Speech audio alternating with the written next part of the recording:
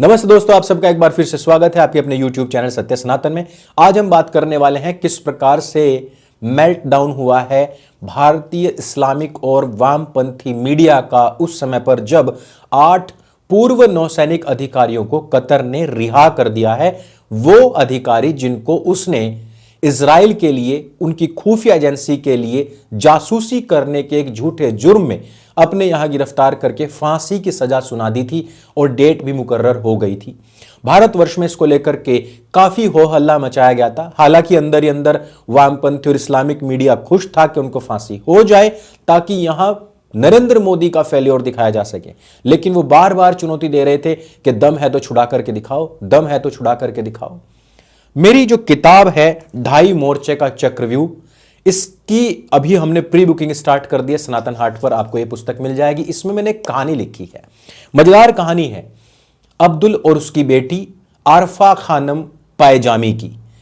ये लोग जिस समय पर अपने लोगों को अरब देशों में भेज रहे होते हैं नौकरी के लिए और वहां पर उनकी मृत्यु हो जाती है, उसके बाद की कहानी है। आप जब इस किताब को खरीदेंगे और पढ़ेंगे तो आपको उस कहानी के बारे में पता लग जाएगा। और ये जो फिलहाल चल रहा है कतर के मैटर में, ये ठीक उसी से कनेक्ट हो रहा है। इससे पहले कि हम आगे बढ़े, हम थोड़ी थोड़ी छोटी छोटी खबरों पर भी नजर डाल लेते हैं जो कि बहुत महत्वपूर्ण है।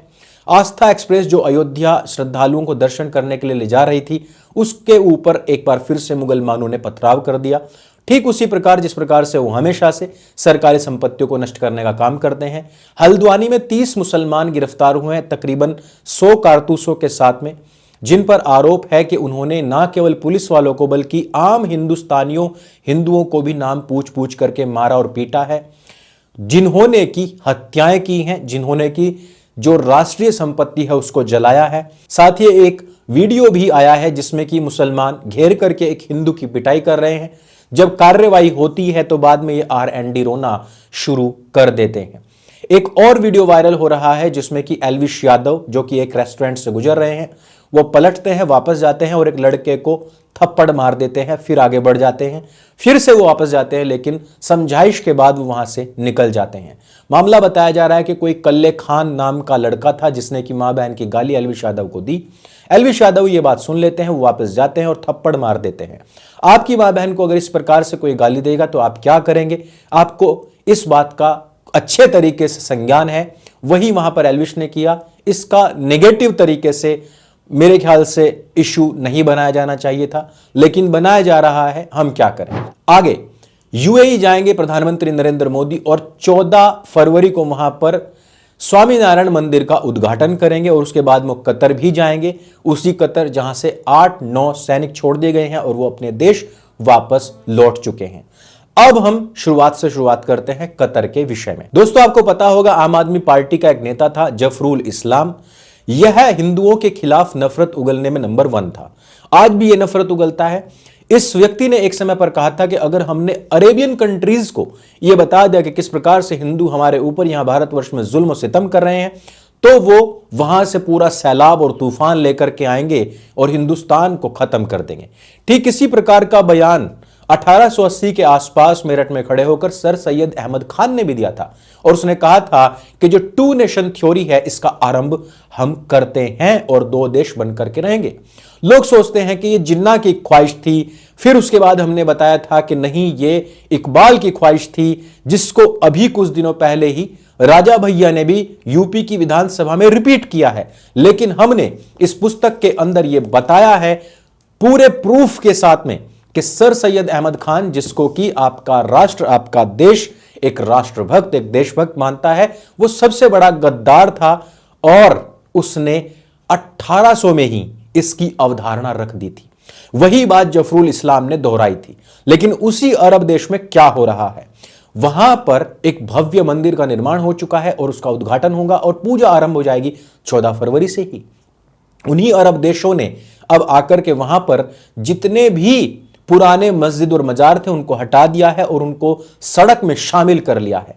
यहां पर आप देख रहे होंगे किस प्रकार से मुसलमान बार बार उछल उछल करके कह रहे हैं कि हम राम मंदिर को तोड़ेंगे, हम वहां पर फिर से मस्जिद तामीर करेंगे। वो लोग कह रहे हैं कि श्रृंगार गौरी पूजा का जो अधिकार अभी कोर्ट ने दिया है हम इसको बंद कर देंगे, हम अगली मस्जिदें नहीं जाने देंगे, लेकिन वहां दूसरे देशों के अंदर जो असली मुसलमान हैं वो देखो क्या कर रहे हैं। वो वहां पर शराब खाने भी खोल रहे हैं, सिनेमा घर भी खोल रहे हैं। उन्होंने अपनी महिलाओं को पहले से ज्यादा छूट दे दी है और अब वहां पर भव्य मंदिर भी बन रहे हैं। यहां मंदिर तोड़ने की बात हो रही है और वहां के असली मुसलमान जो हैं वो मंदिर बना रहे हैं। यही फर्क होता है असली और नकली में, क्योंकि नकली ज्यादा कूदता है, ज्यादा तालियां मारता है, उछल उछल करके लोगों का ध्यान आकर्षित करने का काम करता है। अब इसी कतर ने 8 नौसेना के अधिकारी थे जिनको कि इजराइल के लिए खुफिया तरीके से गुप्तचरी करने, यानी कि कहेंगे जासूसी करने के लिए कतर की सरकार ने गिरफ्तार कर लिया था। जफरुल इस्लाम इसके ऊपर लिखता है कि यह एक बहुत ही संजीदा केस है और अगर वो इजराइल के लिए जासूसी कर रहे थे तो उनको सख्त से सख्त सजा यानी कि फांसी मिलनी ही चाहिए। और भारत को भी इंटरप्रेट करने से पहले, इसमें जंप कूदने से पहले इसकी अच्छे से जांच करनी चाहिए, यानी कि आंख बंद करके उनके पक्ष में बैटिंग नहीं करनी चाहिए। यानी कि जफरुल इस्लाम को लग रहा था कि जो अरब है वो पूरा का पूरा हमारा है और हम जो यहां से आदेश पारित करेंगे वो वहां पर माना जाएगा। अब इस पुस्तक के अंदर फिर से मुझे याद आता है कि 2.5 मोर्चे का चक्रव्यूह, जिसकी प्री बुकिंग अभी स्टार्ट हो चुकी है, आप सनातन हाट पर जाकर के इसको खरीद भी सकते हैं। इसमें फिर से मैंने बताया कि किस प्रकार से खलीफत का जो आंदोलन था उसके लिए भी 2 हिंदुस्तानी मूर्ख मुसलमानों की वजह थी, कारण था, और वही चीज यहां पर जफरुल इस्लाम ने भी की। उस समय पर उन 2 मूर्ख मुसलमानों को टर्की से लात मार करके भगाया गया था और कहा गया था कि हम तुम्हारे आदेश से नहीं चलेंगे। वही चीज यहां पर जफरुल इस्लाम के साथ हुई है, बेचारे के पिछवाड़े पर लात मार करके भगा दिया गया है और 8 नौसैनिक अधिकारियों को रिहा कर दिया गया है। यह है नए भारत की ताकत, यह है हमारी विदेश नीति। आप सभी जानते होंगे कि किस प्रकार से पहले भारत के लोगों को जिनको गिरफ्तार कर लिया जाता था उनको बिहेड भी किया जाता था। इवन पाकिस्तान से तो आपने देखा होगा कि हम अपने लोगों को बचा तक नहीं पाते थे, उनके ऊपर होने वाली ज्यादतियों को हमने देखा है। लेकिन फिर हमने एक काल देखा, एक दौरान देखा जब हमने अभिनंदन को वापस आते भी देखा। हमने पाकिस्तान के नेताओं, वहां के मंत्रियों, सांसदों को संसद में खड़े होकर के ये कहते हुए देखा है कि हमारे प्रधानमंत्री के तो हाथ पैर फूले हुए थे, वहां पाकिस्तान की तरफ मिसाइल लगा करके हिंदुस्तान खड़ा हुआ था। अगर अभिनंदन को हमने रिहा ना किया होता तो उस दिन पाकिस्तान का क्या हशर होता यह दुनिया समझ सकती थी। यानी कि हम अब अपने दम और खम पर उन सब के सब रियासत पुदीनाओं को झुका सकते हैं जो कभी हमारे देश के प्रधानमंत्री को गंवार औरत कहा करते थे। आपको याद होना चाहिए कि पाकिस्तान के प्रधानमंत्री ने मनमोहन सिंह को एक बार गंवार औरत तक कह दिया था। यह ताकत है आज के हिंदुस्तान की, नए भारत की। प्रधानमंत्री नरेंद्र मोदी यहां भारतवर्ष में श्री राम मंदिर का तो पूजा करके निकले ही थे, वहां पर वो जाकर यूएई में भी यही कार्य कर रहे हैं और कतर में जाकर के अपनी धाक एक बार फिर से जमाने का प्रयास कर रहे हैं। लेकिन मेल्टडाउन मैंने क्यों कहा? मेल्टडाउन इसलिए है कि जिस समय पर यह सजा सुनाई गई थी तो सबसे पहले गाली वाली आंटी जो सुप्रिया श्रीनेत है ना, बहुत मोटी सी है, बहुत गालियां देती हैं। आपको शायद उनकी शक्ल याद नहीं होगी तो मैं बता दूं कि वो बोलती कम है, गालियां ज्यादा देती है, चीखती चिल्लाती बहुत ज्यादा। तो उन्होंने क्या कहा था, नरेंद्र मोदी की सरकार तो फेल्योर है, 8 लोगों को वहां पर फांसी की सजा दे दी गई। अरे तुम्हारी सरकारों में क्या होता था उसके ऊपर बात करो। भारतवर्ष के जितने भी लोग अभी तक पकड़े गए या बाहर गिरफ्तार हुए, सजा को प्राप्त हुए, उन सबको छुड़ाने का प्रयास किया गया है। इतने बड़े बड़े एयरलिफ्ट प्रोग्राम भारत ने किए हैं। तुम्हारा प्रिय देश पाकिस्तान और टर्की हिंदुस्तान का तिरंगा उठा करके रूस के सैनिकों से जान बचाने के लिए भारत माता की जय के नारे बोल करके भारत की बसों में आ रहे थे। यह ताकत है आज हिंदुस्तान की। तो यह गाली वाली आंटी कहती है कि नहीं, पूरी तरीके से सिस्टम फेल्योर हो चुका है, अब हमारे जो लोग हैं वो नहीं बचेंगे, ये मोदी का फेल्योर है। रवीश कुमार को तो धंधा ही मिल गया था, उसने तो काफी सारे वीडियोस बनाए और उसने कहा कि अब नरेंद्र मोदी सरकार फेल हो चुकी है, इसमें दम नहीं रहा है। 8 लोगों को वहां पर गिरफ्तार किया गया है। उसके बाद में पार्किंग पत्रकार जिनका नाम आपने सुना होगा ना, पार्किंग पत्रकारिता भी करते हैं कुछ लोग। इन्होंने भी वीडियो बनाए और इन्होंने कहा कि 56 इंच का जो सीना है वो फेल हो चुका है।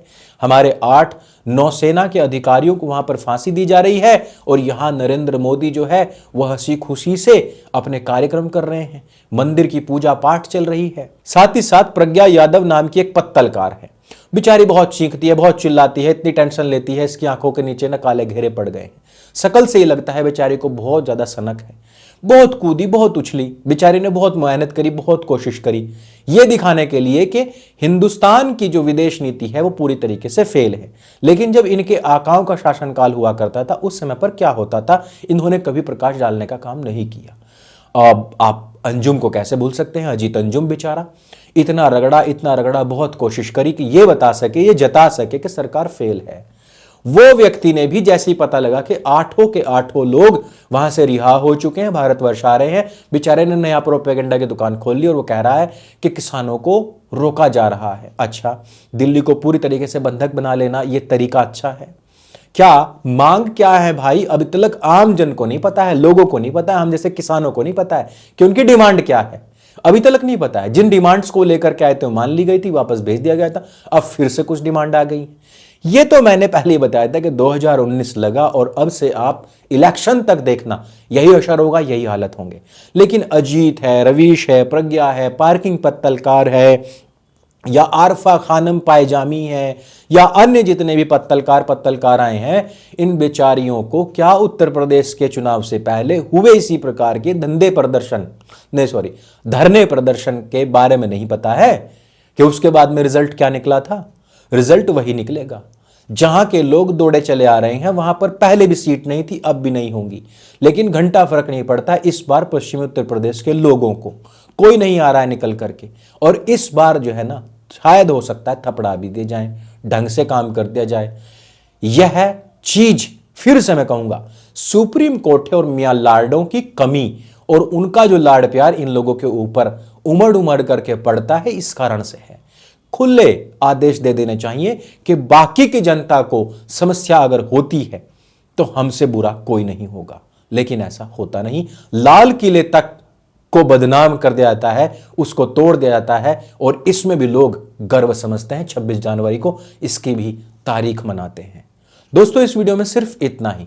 अगर ये वीडियो आपको अच्छा लगता है और नए भारत के उभरते हुए स्वरूप से आपको थोड़ी भी संतुष्टि है तो इस वीडियो को लाइक करें, शेयर करें, सब्सक्राइब करें चैनल को, और अभी प्री बुक करें आपकी अपनी प्रति 2.5 मोर्चे का चक्रव्यूह। ये इतनी रोचक पुस्तक है, इतनी जानकारी से भरपूर पुस्तक है, इसमें ऐसी अच्छी बढ़िया कहानियां हैं जिनको आपने अभी तक कभी भी सुना नहीं होगा। मेरे संग बोले सत्य सनातन वैदिक धर्म की जय। जय हिंद, वंदे मातरम।